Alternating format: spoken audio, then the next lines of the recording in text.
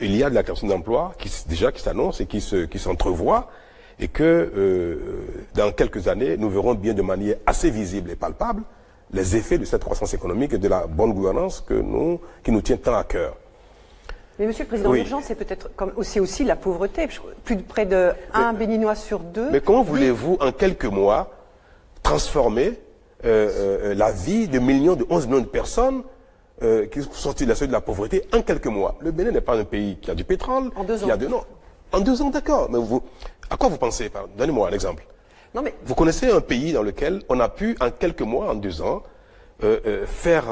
avoir une action qui a pu transformer le sort de 11 millions de personnes du jour au lendemain? Est-ce que ce que nous faisons est de nature à construire une économie prospère, durable? Est-ce que nous faisons de nature à apporter de l'énergie aux populations de manière durable? Ce qui n'était pas le cas. Apporter de l'eau, de l'éducation, de la santé, et à créer les conditions favorables à l'investissement créateur d'emplois. Et quand vous avez pris des mesures, vous êtes en train d'assainir la justice, l'administration, pour favoriser l'investissement. Il faut bien que l'investissement se fasse et pour créer les emplois. Donc, il faut du temps pour que les effets de l'assainissement du pays, de la bonne gouvernance et des tests que nous prenons pour favoriser l'investissement permettent à l'investissement de se faire. Et l'investissement ne se fait pas en claquant les doigts. Alors, une usine a besoin d'études, a besoin d'implantation, a besoin de mobilisation de financement avant de pouvoir donc recruter. Donc tout cela donc vous dites nécessite qu'il y a un trop certain temps. d'impatience. Il y a beaucoup d'impatience, madame. Monsieur le Président, pour revenir au déguerpissement, Oui. est-ce que la mesure a été pensée?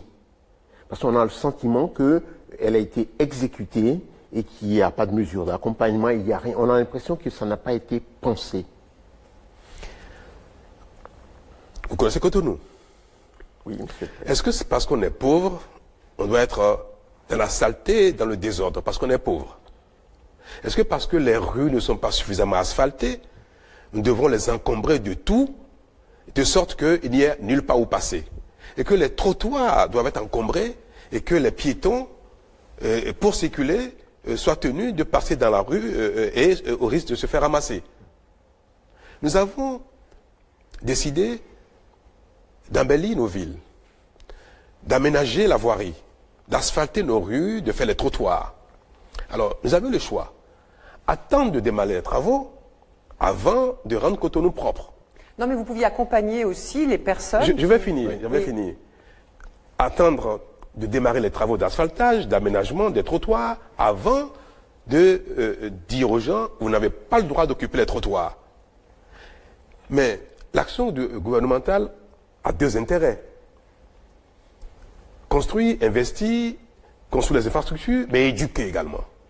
Il était important de dire à nos concitoyens que ce n'est pas parce que nous avons démarré des travaux d'asphaltage que nous les enlevons des rues. Non.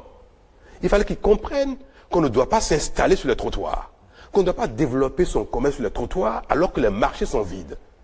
La plupart des marchés de Cotonou sont occupés à moins de 40%. Il n'est pas normal que dans un pays, le commerce court après le client. Sinon, un jour viendra, si on le laisse faire, un jour viendra où les commerçants vont être devant les portes des habitations pour être le premier à pouvoir offrir leurs produits aux clients. Donc, nous avons dit, pendant 6 mois, nous avons informé tout le monde qu'il fallait libérer les voies, libérer les rues, libérer les trottoirs et nettoyer nos devantures, même si nos maisons ne sont pas des immeubles de luxe. Et ça, après 6 mois, nous avons donné encore 3 mois aux gens, à nouveau, pour les prévenir.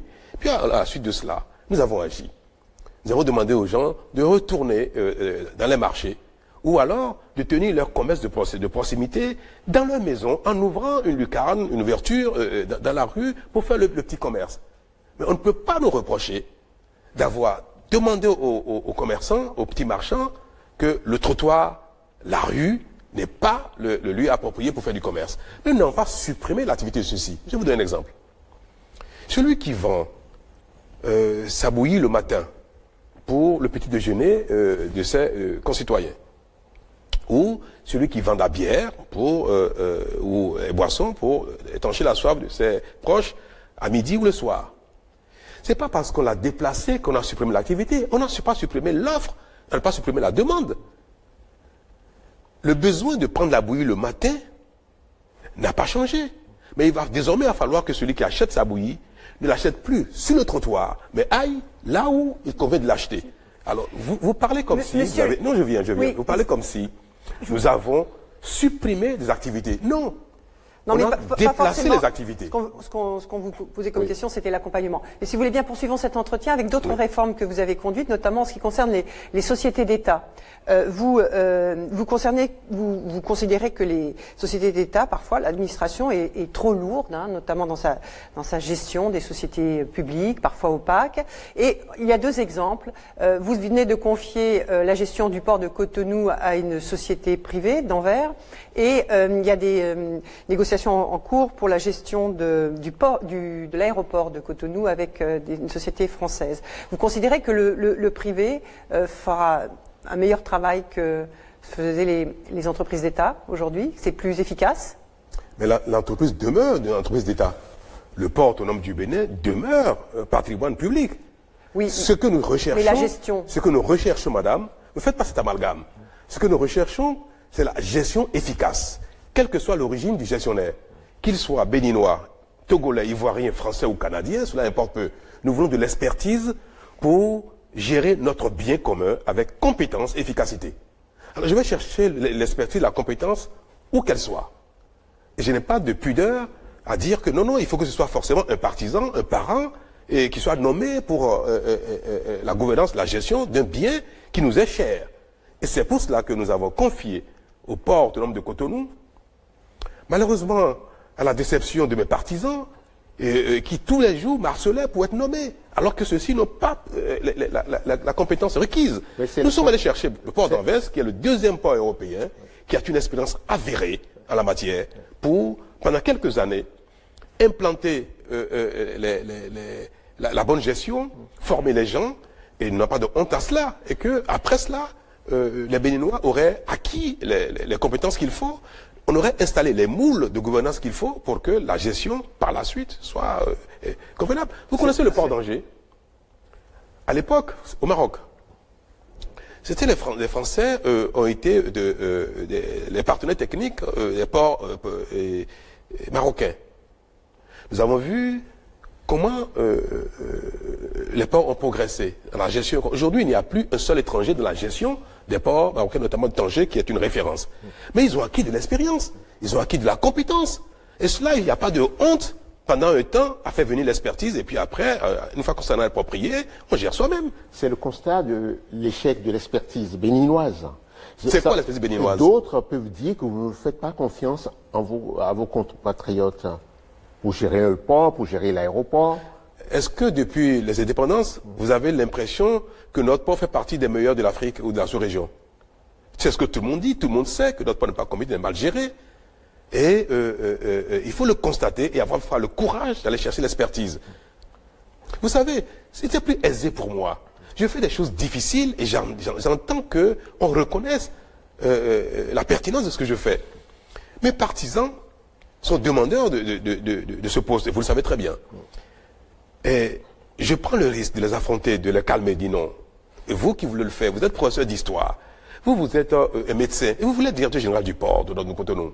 En quoi votre expertise nous permettra de faire du port de Cotonou le plus compétitif dans cette région?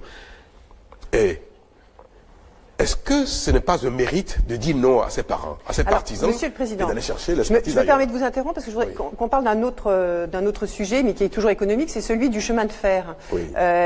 C'est un grand chantier qui avait été, puisqu'il s'agit de réhabiliter et étendre le réseau ferroviaire sur 3000 km de rails entre le Niger et le Bénin. C'est un chantier qui a d'abord été confié aux Français, au groupe Bolloré.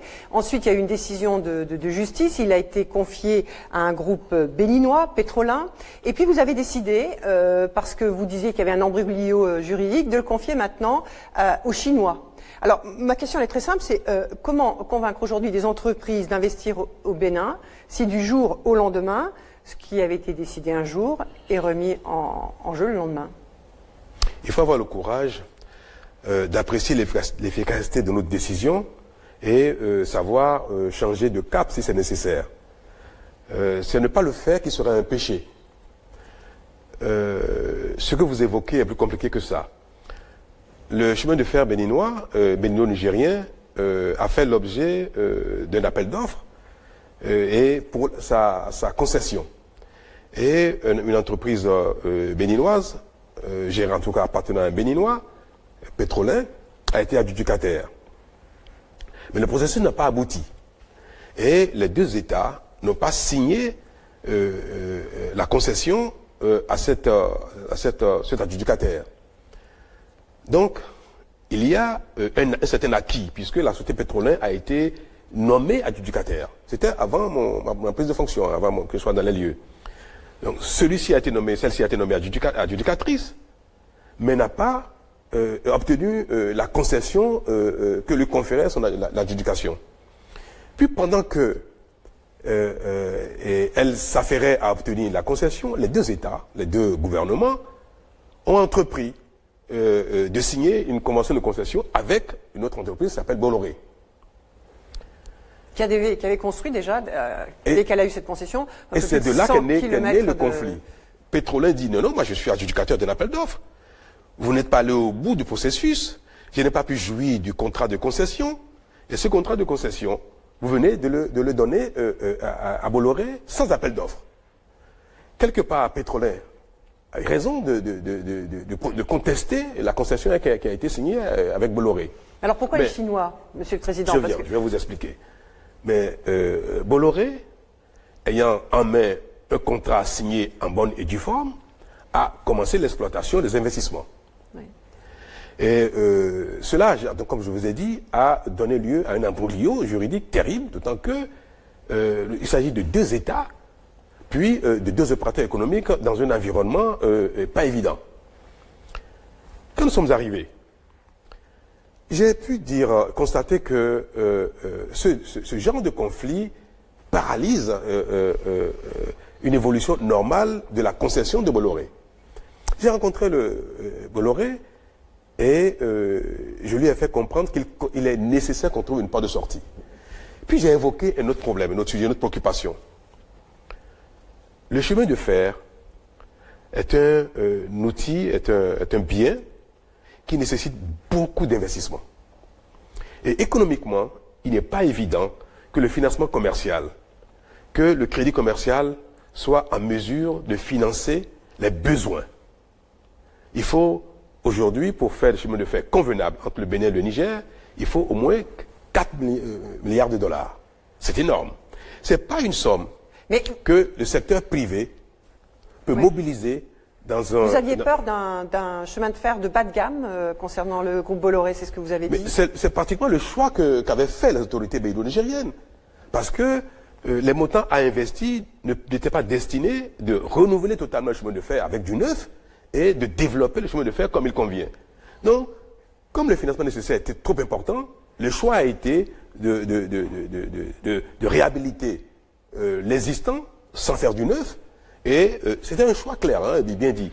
Et j'ai dit que cela ne peut pas apporter notre adhésion parce que nous pouvons œuvrer aujourd'hui et pour demain, de sorte à avoir un chemin de fer qui répond aux normes et aux exigences du jour, ainsi que pour ceux de l'avenir. Et donc les groupes chinois apportaient une... La Chine a offert d'aider les pays africains pour l'aide au développement, afin de mettre 60 milliards de dollars pour les investissements, notamment les infrastructures du genre.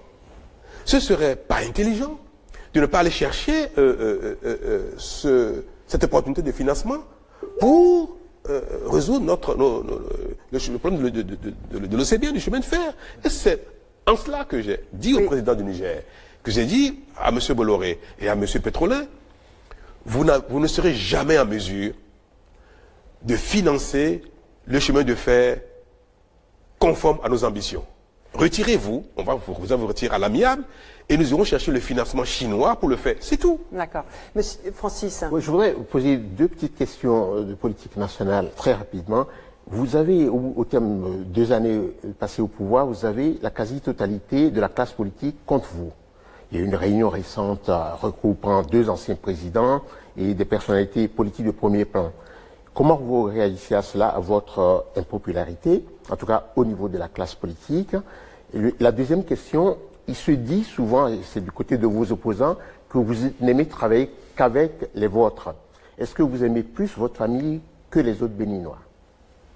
J'ai pas compris la première question, que la quasi-totalité de la classe politique est Vous aujourd'hui avez dans l'opposition. deux anciens C'est présidents. votre impression. Ah oui, d'accord. C'est une question que je pose. Non, Deux anciens présidents, un ancien ministre d'État, M. Thibault Gray, un de vos Alors, c'est ceux-là qui opposants. représentent la quasi-totalité de la classe politique. J'ai pas dit de La classe politique.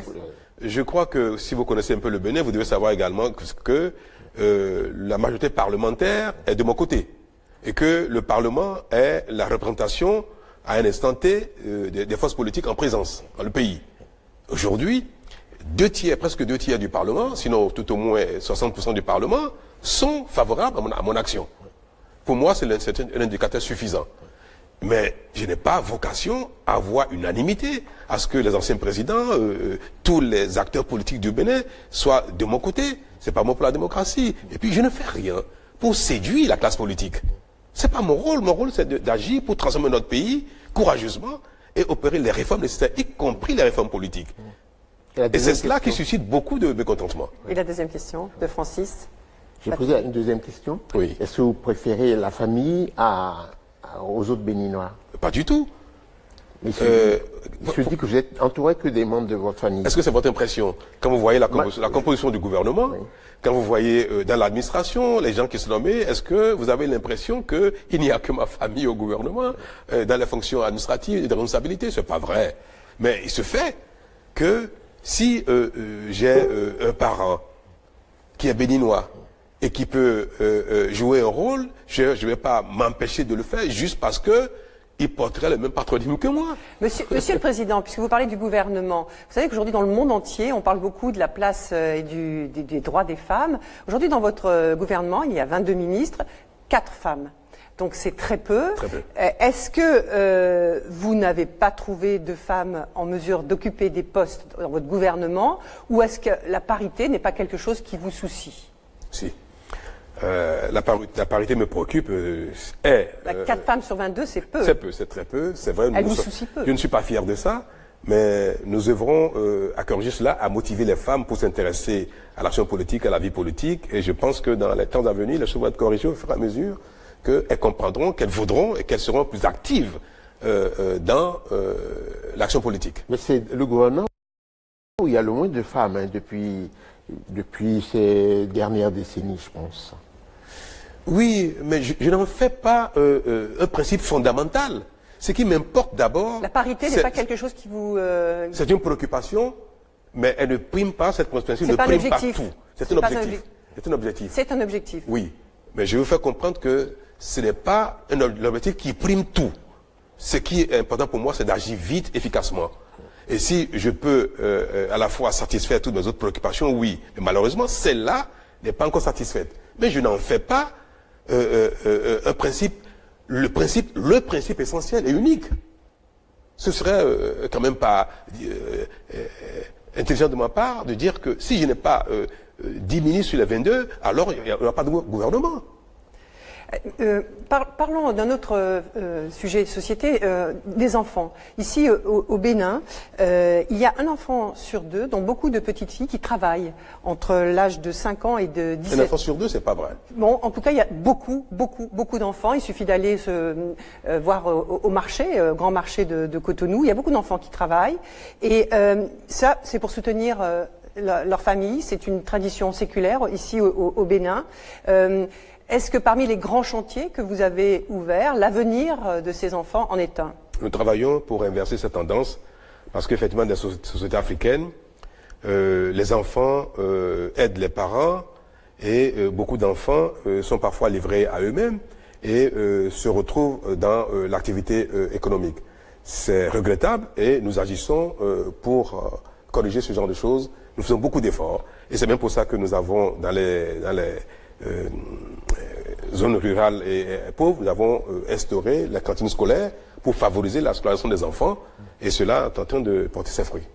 Il y a un élément qui a provoqué beaucoup de grogne dans le pays, c'est la tentative de supprimer le droit de grève dans certaines catégories socio-professionnelles, la santé, la justice.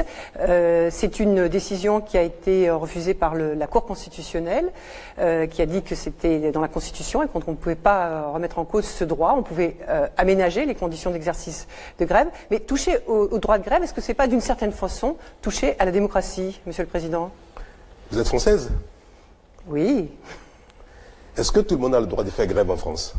Il y a des aménagements sur l'exercice du droit de Est-ce grève. que tout le monde a le droit de faire grève?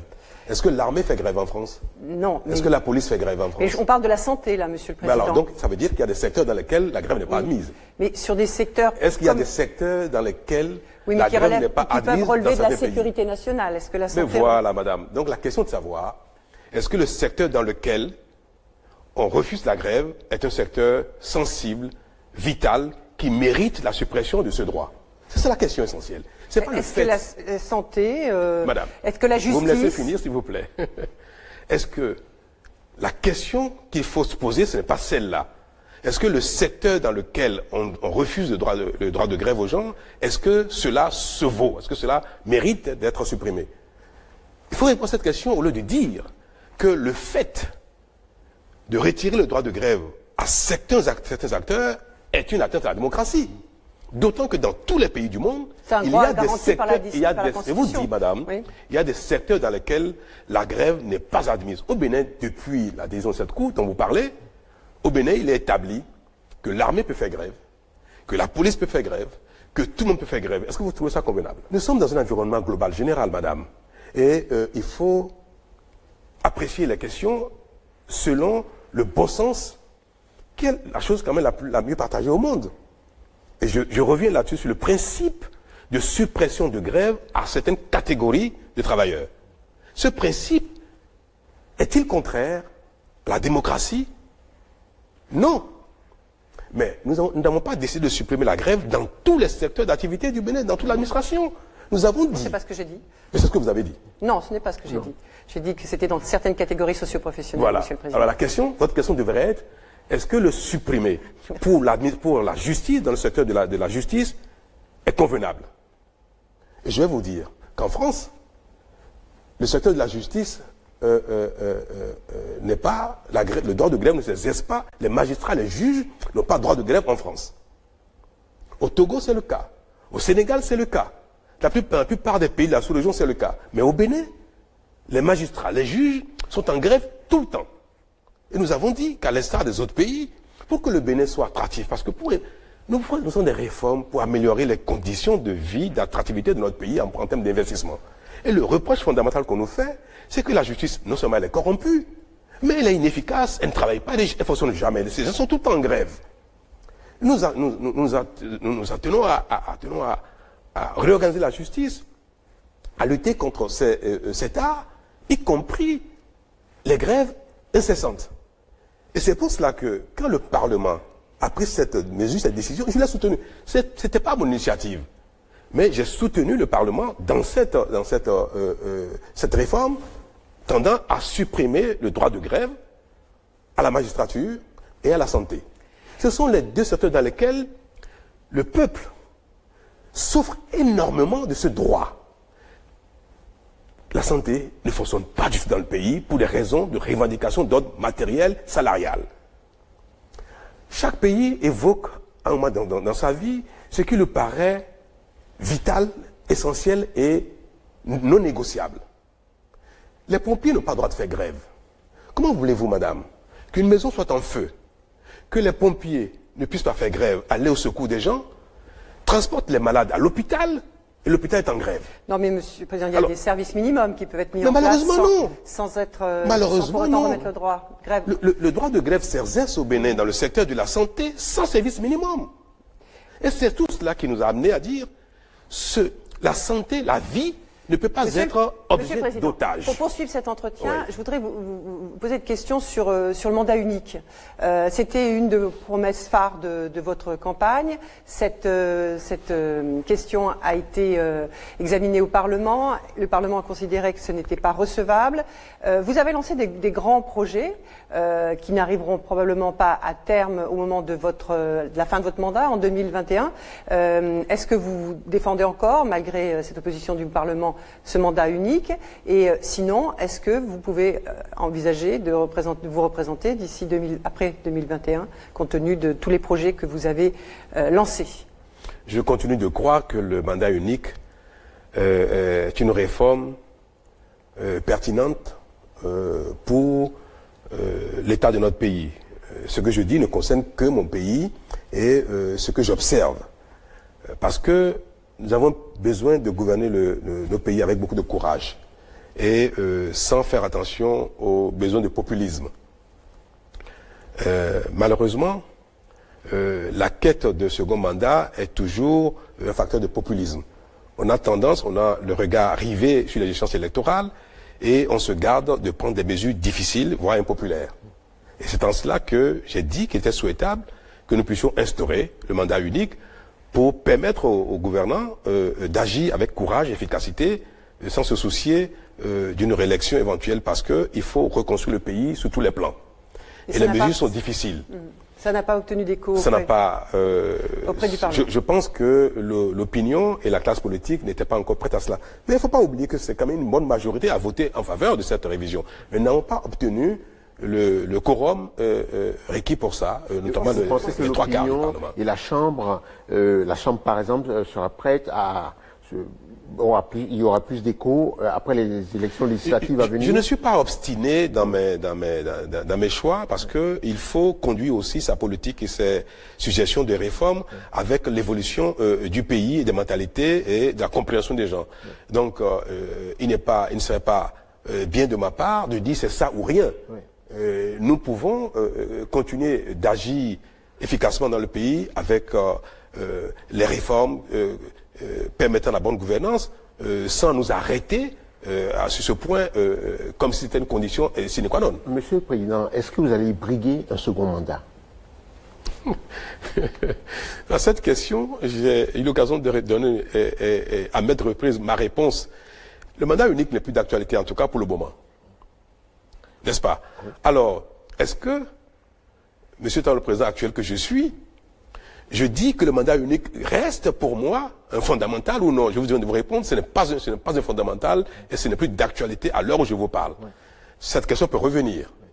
Alors, être candidat à nouveau en 2021 relève de mon droit le plus absolu. Je verrais bien si la réforme que j'ai voulu imprimer et qui devrait commencer par moi-même, si ça doit revenir un jour ou non, je viens de vous le dire. Mais être candidat à nouveau en 2021, je ne sais pas. Et je n'ai pas aujourd'hui à me prononcer là-dessus, parce que ce n'est pas cela qui m'a motivé dans la réforme. Ce n'est pas parce que je n'étais pas intéressé à être candidat à nouveau que j'ai suivi cette réforme. J'ai pensé que cette réforme était utile pour éviter le populisme des gouvernants. Je ne suis pas dans le populisme. Donc vous allez vous présenter. Pourquoi? Tout indique que par glissement... Mais je pourrais me présenter, mais aujourd'hui je ne peux pas vous dire. Vous avez le droit de vous présenter. Voilà, vous avez compris. Est-ce que vous allez vous présenter? Je voudrais finir mon mandat dans le respect de mes engagements en ce qui concerne la bonne gouvernance, la résolution des problèmes de mon pays, l'eau, l'énergie, les infrastructures, la santé, l'éducation. Tout ne sera pas résolu en 2021, donc c'est pour ça qu'on vous pose la question. Tout résoudre donc vous allez vous représenter. Même 2 ou 3 mandats ne suffiront jamais pour régler le problème de pays. Jamais. Il en faudra 2. C'est une action continuelle. Alors, est-ce que je serai candidat? Nous verrons bien. Alors, nous sommes à 1 minute de la fin de cet entretien. Déjà ? Très rapidement, monsieur le Président. On a commencé cette émission avec le mot réparer. Vous avez prononcé ces mots-là à propos de la malgouvernance, etc. En ce qui concerne les œuvres d'art que le président Macron souhaite restituer en partie ou définitivement d'ici 5 ans au Bénin, est-ce que vous pensez que ce geste est une façon de réparer les liens qu'ont la France et le Bénin au cours de leur histoire? l'histoire et notamment de la colonisation? Non, nous n'avons pas demandé à la France de réparer quoi que ce soit. Ce n'est pas notre objectif, ce n'est pas notre façon de penser. Nous sommes de la coopération. Et nous avons dit aux autorités françaises que les biens culturels qui sont partis du Bénin, nos biens témoins de notre histoire qui sont partis à la France, hors du territoire, nous souhaiterions que ces biens reviennent parce que cela peut contribuer à bâtir notre programme touristique. Nous sommes dans la coopération, je le répète, et nous avons demandé que c'est bien. Donc c'est de la coopération. Voilà, c'est de la coopération. Voilà, mais je suis désolée de vous interrompre, nous arrivons à la fin de cet entretien. Merci d'avoir accepté de répondre aux questions de Francis Patinet du Monde et de TV5 Monde.